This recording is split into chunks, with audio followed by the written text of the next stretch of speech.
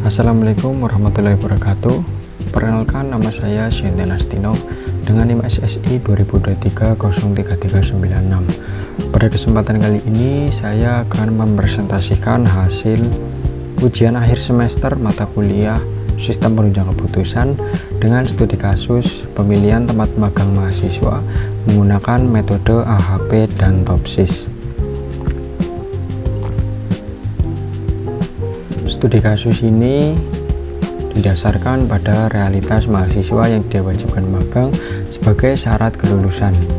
Banyaknya pilihan perusahaan sering membuat mahasiswa bingung, padahal salah memilih tempat magang bisa berakibat fatal, seperti kompetensi yang tidak berkembang atau peluang kerja setelah lulus menjadi kecil. Oleh karena itu, permasalahannya adalah bagaimana menentukan tempat magang terbaik secara objektif. Dan tujuan dari sistem penunjang keputusan ini adalah membantu mahasiswa menyaring pilihan, memberikan penilaian adil, dan menghasilkan peringkat tempat magang terbaik. Dalam model ini, saya menggunakan 5 alternatif tempat magang, yaitu PT Telkom Indonesia, Bank BCA, PT Astra Internasional, Dinas Komunikasi dan Informatika, kemudian Startup Digital EGZ. Untuk mengevaluasi kelima tempat tersebut digunakan 5 kriteria, yaitu fasilitas belajar, uang saku, jarak dari rumah, reputasi perusahaan, dan peluang direkrut. Perlu dicatat bahwa kriteria jarak bersifat kos atau semakin dekat atau kecil nilainya semakin baik, sedangkan 4 kriteria lainnya bersifat benefit. Tahap pertama yang saya lakukan adalah menentukan bobot kepentingan kriteria menggunakan metode AHP.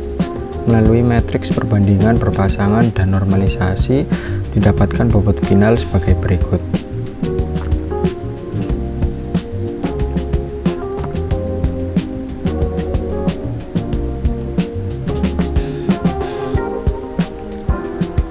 Metrik normalisasi, dan di sini ada bobot AHP.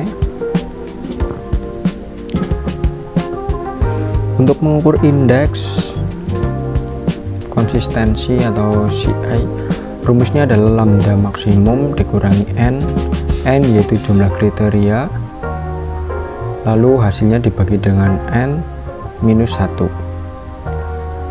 Rumus ini digunakan untuk melihat seberapa besar penyimpangan matriks kita dari kondisi idealnya.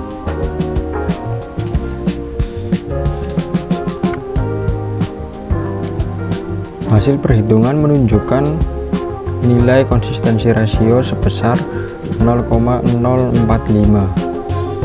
Karena nilai konsistensi rasio ini kurang dari 0,1, maka matriks dinyatakan konsisten.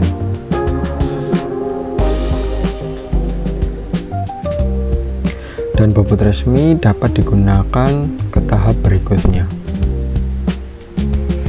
Setelah mendapatkan bobot dari AHP, tahap kedua melakukan perangkingan alternatif menggunakan metode TOPSIS. Data penilaian awal dikonversi ke dalam matriks keputusan. Ini materi keputusannya, lalu dinormalisasikan dan dikalikan dengan bobot kriteria.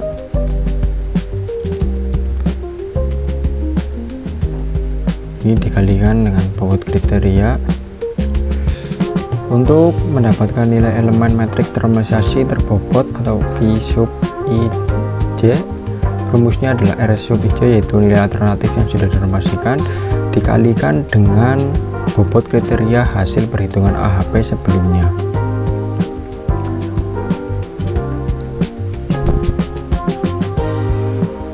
Untuk menghitung D+ atau jarak alternatif, ini ya, D+ jarak terhadap solusi ideal positif, rumusnya adalah akar kuadrat dari total penjumlahan atau sigma antara nilai matriks berbobot V sub I dikurangi nilai ideal positif A plus sub J yang kemudian dikuadratkan.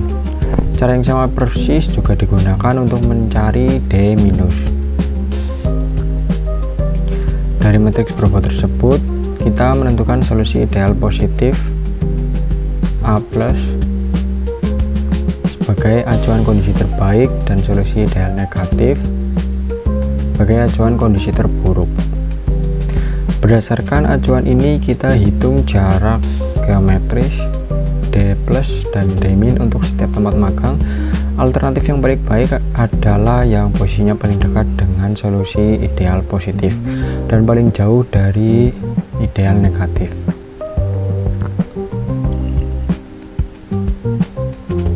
Terakhir, untuk menentukan skor akhir atau nilai preferensi, rumusnya adalah jarak solusi ideal negatif atau D- dibagi dengan total penjumlahan antara D- dan D+.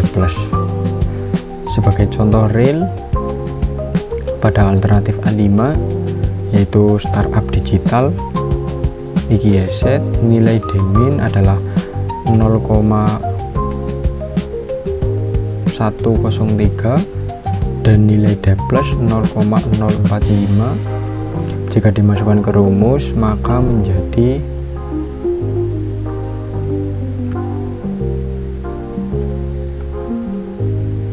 ini hasilnya 0,696. Melalui rumus nilai preferensi diperoleh ranking akhir tempat magang sebagai berikut. Peringkat ke-1 yaitu startup digital IGZ, peringkat kedua PT Telkom Indonesia, ketiga PT Astra Internasional, peringkat 4 Bank BCA, peringkat 5 Dinas Komunikasi dan Informatika. Berdasarkan hasil tersebut, startup digital IGZ alternatif 5 terpilih sebagai alternatif terbaik. Rekomendasi ini sangat logis karena startup IGZ memiliki nilai keunggulan tinggi pada fasilitas belajar, peluang direkrut yang besar, reputasi yang cukup baik, serta lokasi jarak yang relatif dekat dibandingkan kandidat industri besar lainnya.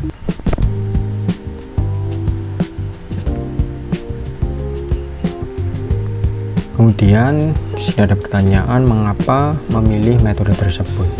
Kombinasi metode AHP dan TOPSIS dipilih karena kedua metode ini saling melengkapi dengan sangat baik untuk menyelesaikan masalah multi kriteria.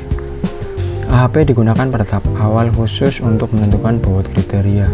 AHP sangat unggul dalam menangani penilaian subjektif mahasiswa melalui matriks perbandingan berpasangan, sekaligus menyediakan uji konsistensi atau konsistensi rasio untuk memastikan pembobotan yang diberikan logis dan valid. Konsistensi rasio kurang dari 0,1. Kemudian TOPSIS digunakan pada tahap akhir khusus untuk melakukan perankingan alternatif tempat magang. Metode ini dipilih karena konsepnya yang rasional, yaitu mencari alternatif yang memiliki jarak terdekat dengan solusi ideal positif atau kondisi terbaik dan jarak terjauh dari solusi ideal negatif atau kondisi terburuk.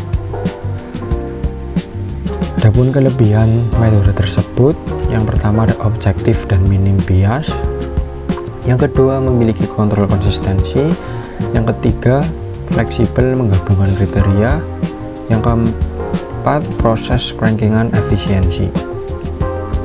Adapun kelemahannya, yang pertama proses hitung lebih panjang, harus menyelesaikan dua tahapan algoritma yang berbeda secara berurutan, menyelesaikan AHP terlebih dahulu baru memproses TOPSIS.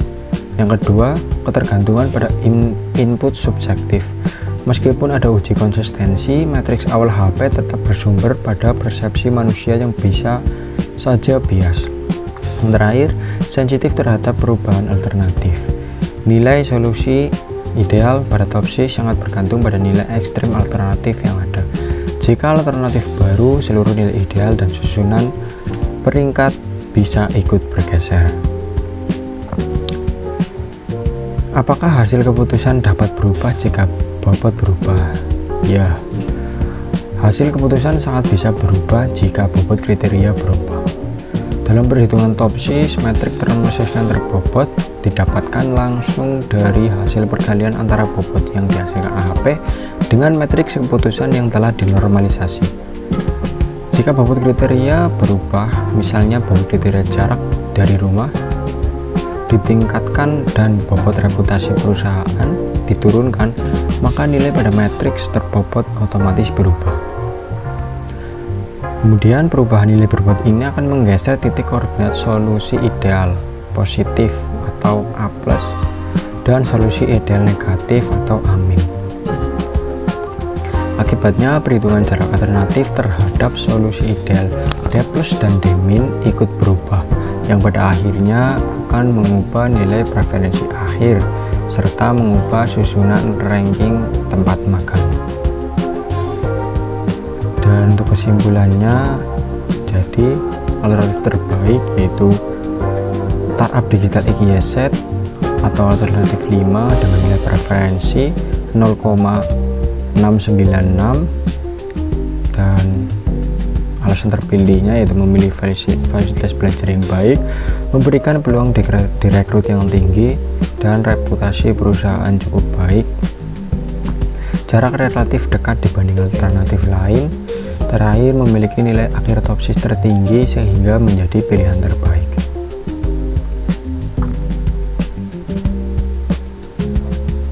Mungkin sekian presentasi dari ujian akhir semester mata kuliah sistem undian keputusan.